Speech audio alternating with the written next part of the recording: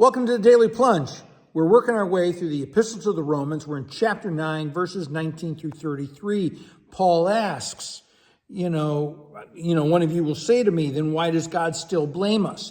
If God hardens our hearts, if God, once we sin, we're born into sin, if he binds us to sin, if the law only causes us to sin more, why does God hold us culpable, right? Why does God still blame us? Why did God make us like this, right? Well, we weren't made as objects of wrath. We weren't made to be sinners.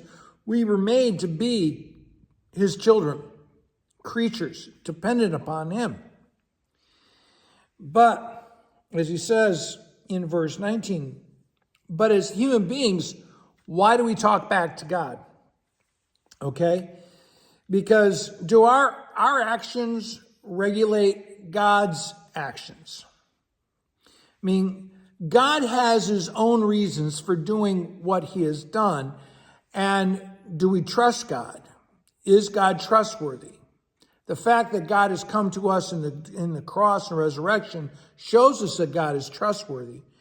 But I want you to think, if we as human beings could oppose, obstruct, or prevent divine grace, is it divine grace? Is it God's purpose and will? If we could do it on our own, if we could reject it completely, right? And God shows his wrath and makes his power known to us, and that we are shown to be sinners. And he bears with great patience people who reject him, who insist on rebelling against him and being enemies of him.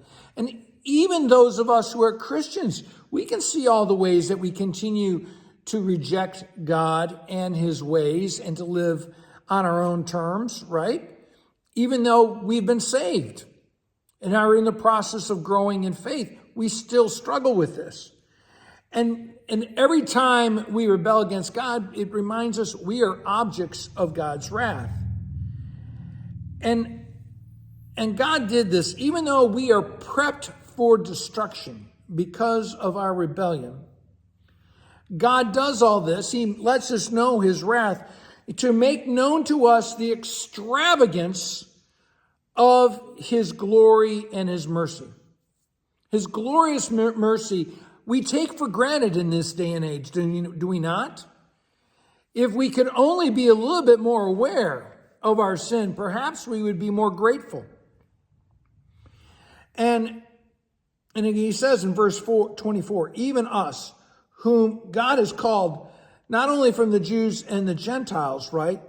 We know ourselves to be objects of God's wrath, but also objects of his mercy. And so we know that from eternity, God has pardoned our sin. And so he goes on in verses 25 through 29. He says, God calls both Jews and Gentiles. He's calling believers and pagans and people who were once not his people. He is calling to be children of the living God, right? And then he said, well, how did those who didn't pursue righteousness, who don't seek God out, how did they become his remnant? How did they obtain this righteousness? They turned to God in faith, not in their own goodness. And then in verse 29, unless the Lord Almighty leaves descendants, we would be like Sodom and Gomorrah. And so how did those who pursue righteousness not obtain it? It was because they relied upon their own goodness, their own works. And God is showing us that it's only faith that redeems us. Thanks, friends. Have a blessed day.